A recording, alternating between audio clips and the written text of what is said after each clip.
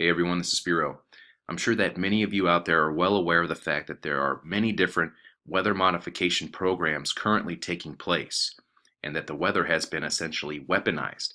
I'm going to show you some background information in regards to this, and then I'm going to show you some new information that I think is a must-see for everyone. As you can see here, we're looking at the Committee on Commerce, Science, and Transportation for the United States Senate. This was back in May of 1978. Federal activities in weather modification. It says here clearly that the federal government has been involved for over 30 years in a number of aspects of weather modification through the activities of both the Congress and the executive branch since 1947.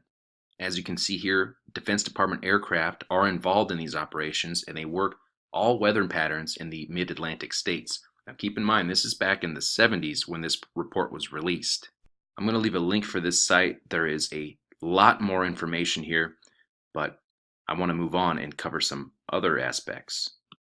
Taking a look at some of the equipment that is used for some of these processes here, you can see the tanks inside the fuselage of the aircraft, multiple different photos, tons of photos.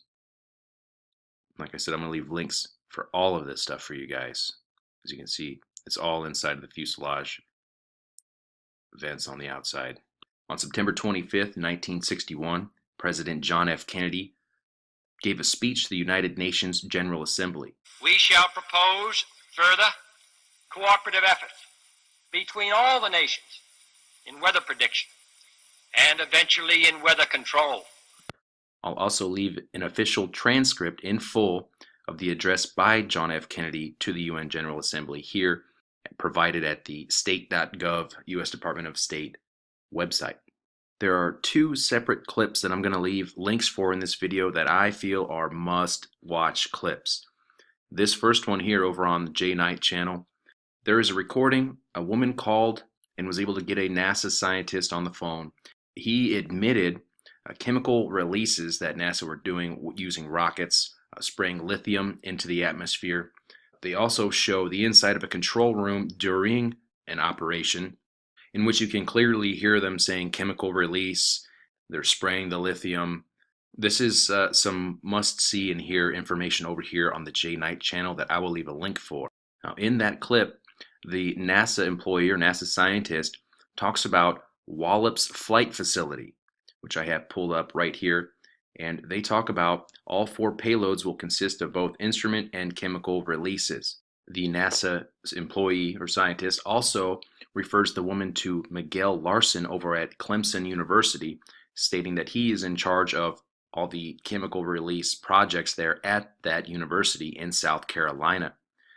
As you can see here, they're talking about lithium, aluminum, chemical tracers that they're releasing into the mesosphere and the thermosphere. The second clip that I'm going to leave for you guys to check out is right here. Phone call to weather modification company about preventing manufactured flooding in Ireland. This is a great piece here. And in that video, he calls this weather modification company that's based in the United States and expresses concerns about engineered weather that is causing flooding in Ireland. And he wants to hire this company to go to Ireland, set up shop, and prevent the manipulated weather from raining. So he wants this weather modification company to stop the other weather modification that's going on. And the guy says, well, yeah, it's possible. We can do that. You can see right here, their system is able to boost precipitation levels from 50 to 400%. So not only can they cause it to rain and cause it to flood, but they could also prevent it from raining. And essentially, in theory, causing droughts, for example, like look at California, the breadbasket of the United States. Now, I'm not stating that Rain on Request is responsible in any way, shape, or form of that specific drought by any means. There's a lot of information about this company here, and they seem like they are trying really to help people. But as I'm going to show you, this system has been weaponized by the government.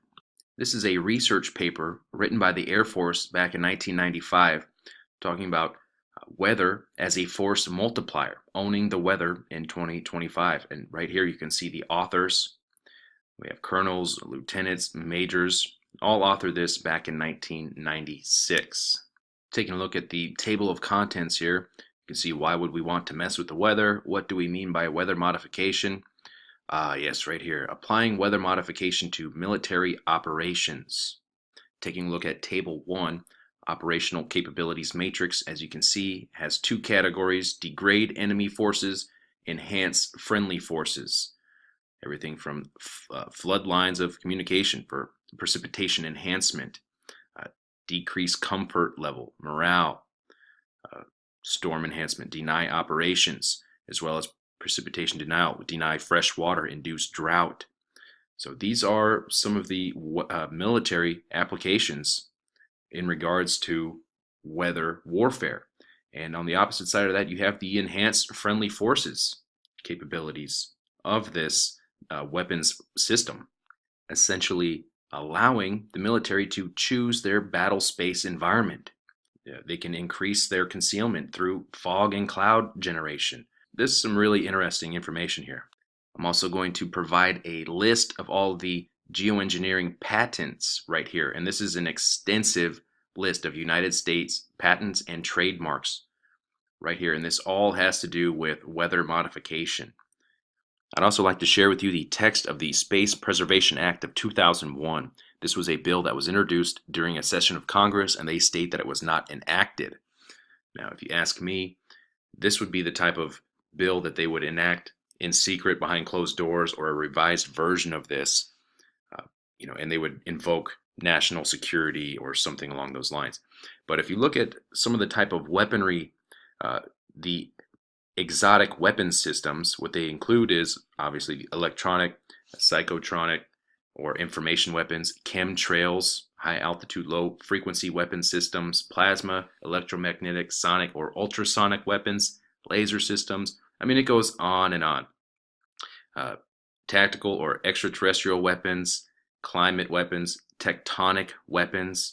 So this is the kind of stuff that comes through during sessions of Congress, for example. I mean, this was introduced into a session of Congress. So they clearly state multiple times exotic weapon systems include weapons designed to damage space or natural ecosystems, such as the ionosphere or the upper atmosphere or climate, weather. And then we could go into HARP from there. I mean, this goes on and on. So I hope this sheds some light on this subject for you guys out there, showing documentation.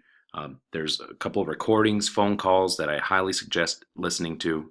And a lot of those documents I know were very old, a lot older than me, but if they were talking about this stuff back then in the 40s, 50s, 60s, 70s, imagine the type of equipment that they have nowadays. I mean, we know they have their next rad systems. They're set up all across the country. There's a nice shot of some action taking place there. And they can use these systems, such as the X-band radar, to steer hurricanes, to steer storms. They can engineer these storms. They can fabricate them and send them wherever they want. Make it rain, make it flood, make a drought. So the next time someone tries to deny weather modification or manipulation or weather warfare, and you see skies like this, you know that frequencies and energies are being blasted through the atmosphere, the upper atmosphere. I provided all the links. Please go check out those two clips. They are bombshell. Till next time, this is Spiro. Much love.